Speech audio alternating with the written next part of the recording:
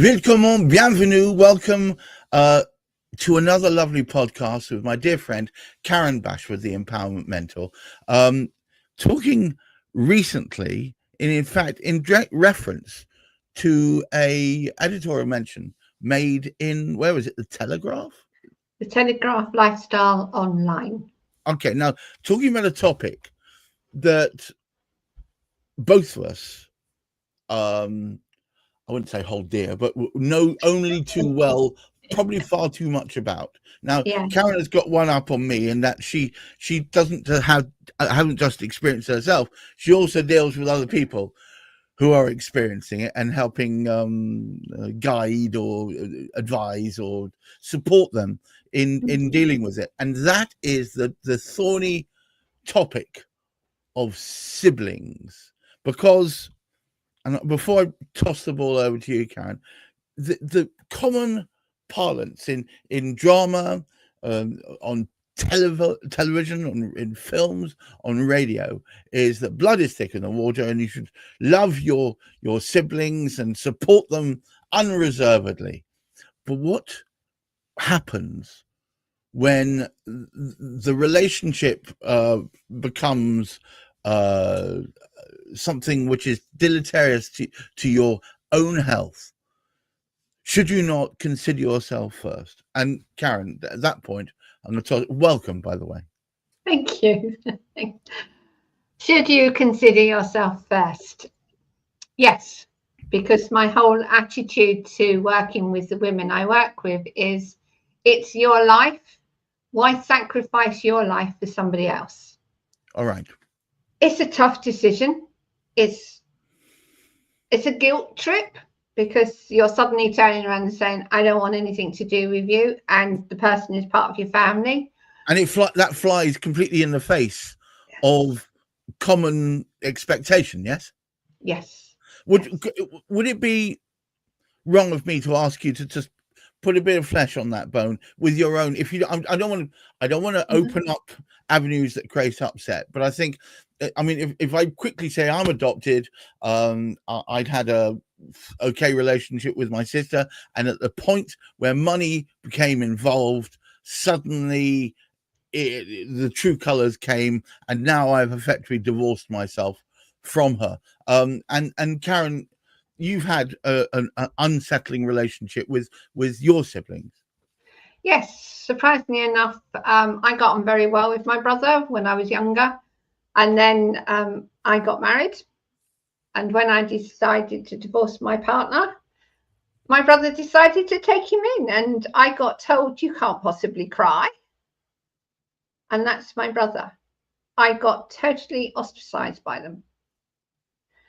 And there was no reason for it. Absolutely no reason for it. It's not that we hadn't been in a friendly relationship or anything, but that literally destroyed our relationship there and then, because there was my brother who's supposed to be supporting me, encouraging me and being kind to me, suddenly turns around and says, I'm taking your husband on and don't care about you at all. Just get on with it. Why? I still don't know why he did that to this day, but it's the realization, I think, that come later was that my brother's wife was a nurse, and she had this idea that if she cared for somebody, she'd look good. And it was almost as if they had to care for him. And they stayed in touch with him until 22 years later.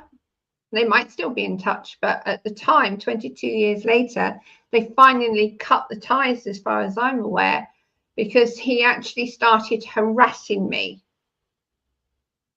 And they blamed me for not going to them and telling them that he was harassing me, because I reported it to the police. And then he complained to them that I'd reported him to the police. Hang on. So he, I don't want to switch the topic, but your husband, your ex-partner, Yeah,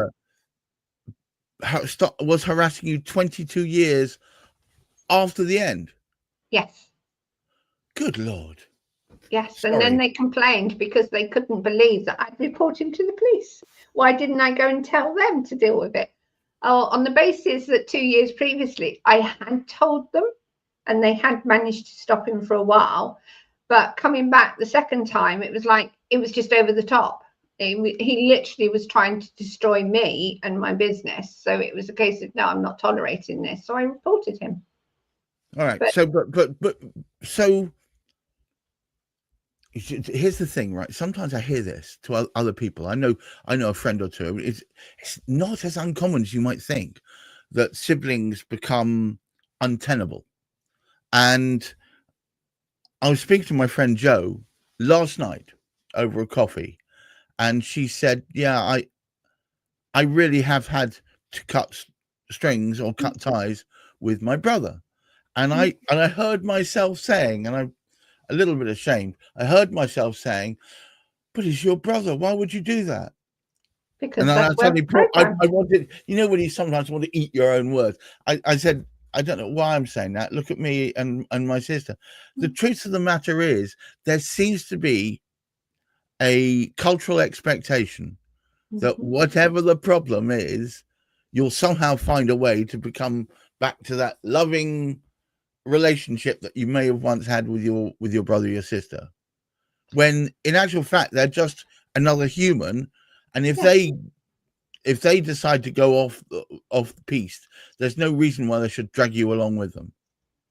No, and I think people forget, just because they blood relatives does not mean to say that you have to like them. We all have our own personalities. We all have our own beliefs. I know for a fact my brother, if he spoke to me now, would probably tell me I talk a load of rubbish because I've got totally different views to what he has. Right. That doesn't mean to say that if he had been nice to me, we couldn't have got on.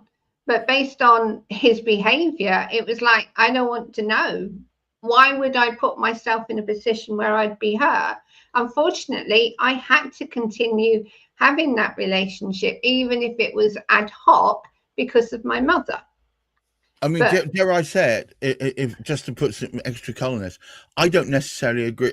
Agree is not the word. Believe in all the same things that you do, and the same with my wife. But you are one of my closest friends, and she's my darling. You can have a perfectly wonderful relationship with someone without having to have exactly the same views on everything. It's not required, is it? It makes things easier, but it's not required. But And then you could have had a perfectly friendly relationship with him while not necessarily believing in the same things. He was very controlling, and I'll notice with a lot of the women I work with that they've had relationships with family members that are very, very controlling, that don't give you any freedom to express what you need to say or to agree with anything you want to do. And the thing about it is, quite often they work on a parent to get their support to go against you. That is not going to leave you in a very good position. You're not going to feel very welcome in your own family. So sometimes it's easier just to say, I can't tolerate this. I'm putting myself first and moving away from it. It's a tough decision. But at the end of the day, it's like anything. If you meet somebody that you can sense instantly you don't like, you're not going to go out of your way to try and be nice to them. You'll just accept them and deal with them, but walk on. That has to be the same in a family relationship. Why would you put yourself in a situation where you're constantly feeling put down, let down, abused verbally, if not physically sometimes, because it does happen. Physical abuse from a sibling does happen. We can't avoid it, unfortunately. So why would you leave yourself in that situation? The most important person ever in your life is yourself. And a sibling, if the relationship works, is a bonus. Quite. But it's not a necessity. Look, I I look at old stories like Little Women and a number of different ones where siblings necessarily get on. Pride and Prejudice and so on. many stories where siblings do seem to get along, but you also you have as many stories in the news and in reality where they don't get on. I don't think the recipe for a happy life, for a productive, a successful life, and I'm defining success by you've enjoyed it and you've enjoyed having relationships with the people around you. I don't think the recipe for that necessarily has to have happy sibling relationships. Yeah, definitely not, because at the end of the day, how do we put it? Just because you live with them initially when you're born, in fact, sometimes that sibling rivalry, that issue can come about because suddenly you're the younger one and there's an elder one who's had all the attention and suddenly they haven't. Or you could land up being the middle one where you've had some attention because you were second, but then suddenly a third one comes along, right, and then the attention goes on them. Consequently, that younger one might resent the fact that you've had all that attention as much as the elder one, but in a different way. And so there is this sometimes a feeling of jealousy, sometimes a case of, well, I don't like you because you're older than me, you're doing more things than me, mum and dad haven't got the same time for me, and things like that. And pure jealousy as well, because you are that much further advanced, you've got better things and such like. So it can be pure jealousy. Money is a big issue, especially with siblings. It's the trouble is with money is it can become the measure, yeah, and both of success and love and attention. You know, he gives me money, so he must love me, or he doesn't give me money, so he must dislike me, and I think it can ruin the potential for a loving friendship or a loving relationship. I would say that quite often the worst time for slightly problematic relationships, they're not necessarily got to that point where they're ready to break, but it starts when it becomes an argument over what happens to the parents and also the money side of it. I know partly the issues I had with my brother was the fact that he was concerned that my mum would, as I say, change her will or leave me money or give me money that he felt was his as the right. So consequently, he became very, very aggressive towards anything I did because right, he was fearful of not having the money. I was never interested in the money. I was only ever interested in my mother. But he couldn't see that. And his aggression towards me, because I was so protective of my mum, was just over the top. He would not listen to me. And that's half the problem. A relationship cannot be repaired when somebody constantly battles against you because they believe they're right. And they won't even listen to your arguments or what you consider to be the best for that person, to be able to move forward in whatever's best for them. My mother needed to go in a care home, and yet I got told off because I managed to arrange it, but didn't tell them about it. My mother was still capable of signing the paperwork, but I got told off for organising it because they felt that I shouldn't have agreed to spend her money on her. Humans just never cease to amaze me, and that is both in a positive and a negative way. Yeah. Yeah. Yeah. It doesn't make sense, and that is why I think it's so wrong to put pressure on a family member who doesn't get on with another family member, because what are you doing to that family member?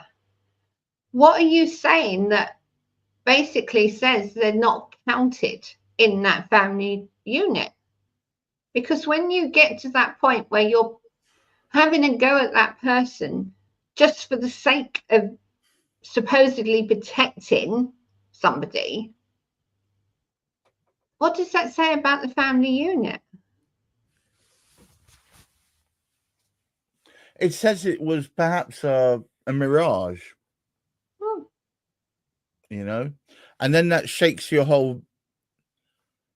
feelings and your thoughts on what is real and what is not real. And then you start thinking, have I been kidding myself all this time? Well, if you consider your family are your foundations, basically, from the moment you're born, the family is your foundation. And if somebody comes along and shakes those foundations profoundly at whatever age, you're going to start doubting yourself, and you're going to start being defensive because you want to know that you're safe within that family unit. And if you're not, because of somebody else's behavior, you will start backing away.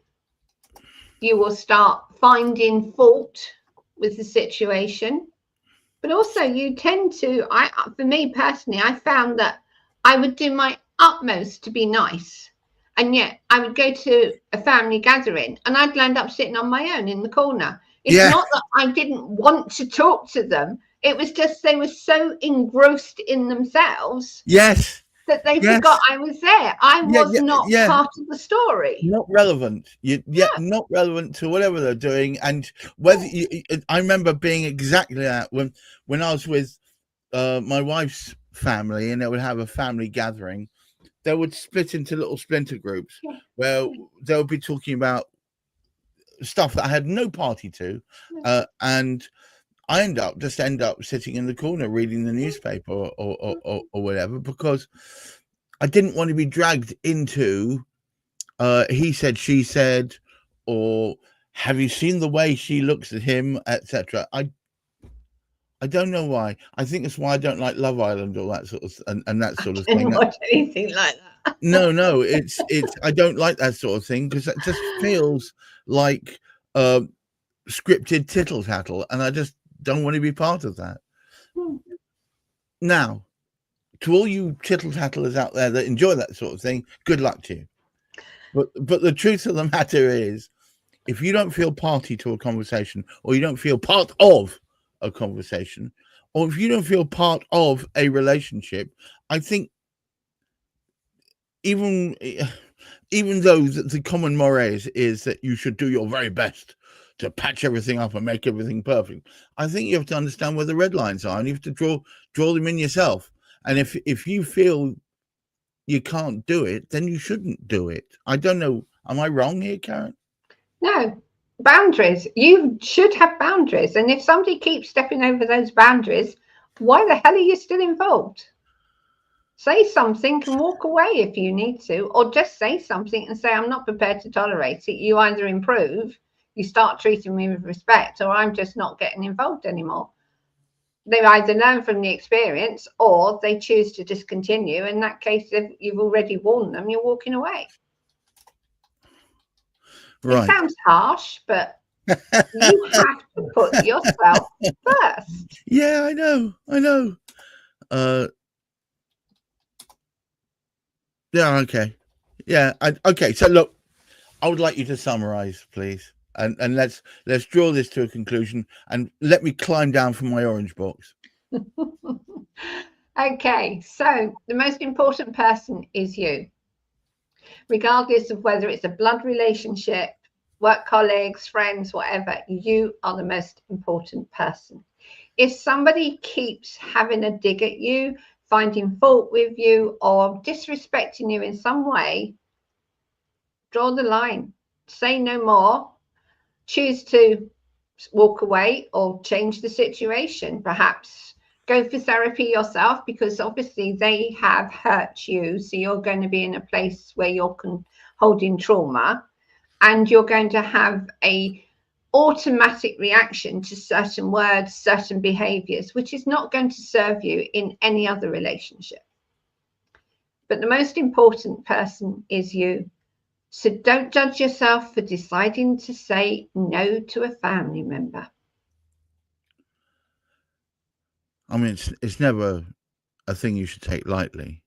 No. But if you've analysed it coldly, dispassionately, and thought, my mental and physical well-being is suffering through the maintenance of this relationship, then it might be the right time to say, look, with the best will in the world, I wish you well, but we're better off not in each other's orbit. But the sad thing about it is you might decide to do that, but a few years later, you might suddenly find that you can get on.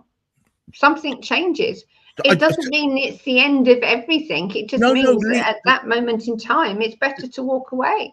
You may be shutting the door, but leave the window chinked open, because don't be unwilling to revisit it. But at that moment, at that time, your sanity is more important. Absolutely.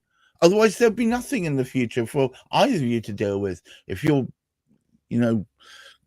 glibbling away in the funny farm, you need to be able you need to be sane yourself. Exactly. And on that note, I think it's time for me to thank you so much, Karen.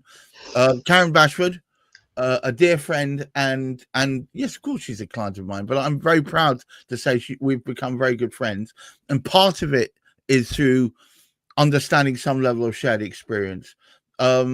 Please, can I draw your attention to a podcast, which I'm very proud to be able to talk about, which of course is the Empowered Women Life Leaders podcast. There it is, karenbashford.podbean.com. Every Monday at midday, a new episode. What's this week's coming episode going to be called? Your relationship with yourself and money. Woohoo! So go and check that one out. It's a humdinger.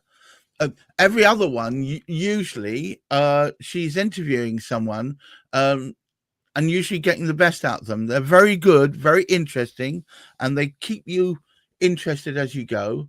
So just check them out and come back to me. I guarantee you'll find it a good listen.